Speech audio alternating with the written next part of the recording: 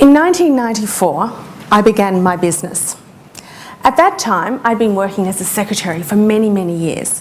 And although I didn't really enjoy typing, I felt there was an opportunity for what I classed as secretarial overload. But back then, it was very hard to convince bosses for a person who wasn't an employee to actually give them the work to do off-site. How wrong I was. You look at today, and the virtual assistant is really what I was doing back then, is now part of everyday business life. So at that time in 1994, I'd be ringing around and asking all these people, would you like what you class now as a virtual assistant, and getting lots of no's. So I'm thinking to myself, there's got to be something else. You know, I'm going to test some other waters here. And lo and behold, I get a call from my accountant. Now, you may be thinking, was this because I couldn't understand the numbers inside the brackets because I didn't have a colour printer, or was there another reason? Well, there was another reason. Matthew had established a very large accountancy practice, and he'd known me since we were young children. And he rang me up and asked me to come and train his receptionist, new girl on reception. He said, you know, Michelle, I can't think of anybody else that I would like to come and ask her and speak to her and train her how to answer that telephone effectively and how to be that frontline person.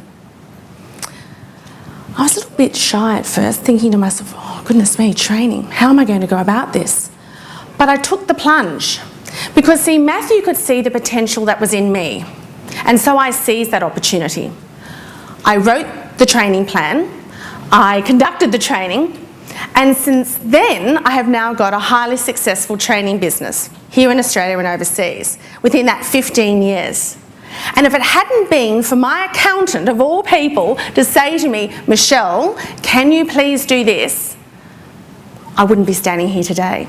So I see this as an amazing circle of events that here I am speaking to you today, a group of accountants, and that was where I started off 15 years ago.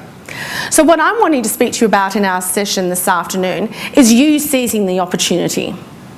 Having a look at the potential that is inside you, whether it be at the firm that you are at present.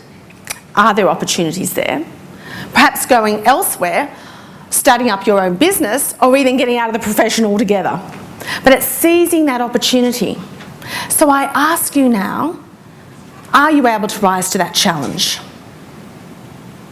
Do you want to make a difference from tomorrow? Because over these 4 days, I'm sure you have heard lots of speakers and you're taking lots of notes, as I always do at various conferences. The firm needs human resources. That's what it's all about. We need people. Because really, it's yourselves in the business and your staff that make the difference between you and your competitors.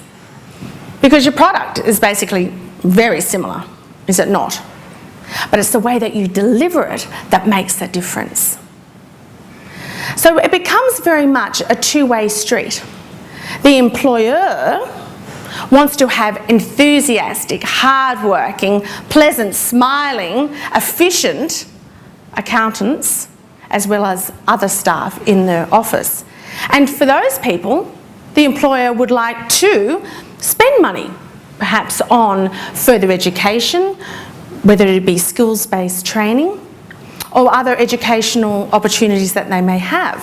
But the employer doesn't always want to do that unless they've got the staff that they believe are really going to grasp that opportunity and go forward with it and progress the firm that they're working for in that forward position.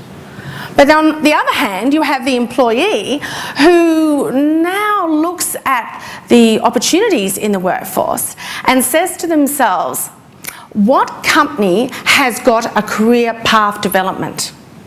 Do they have that? Or is it just a firm that you get this job and you don't go any further? So it really is a two-way street. We've got employees who are looking for the career path development, but we've got employers who don't always want to show it unless they know they've got the right staff. So it becomes quite a catch-22 situation.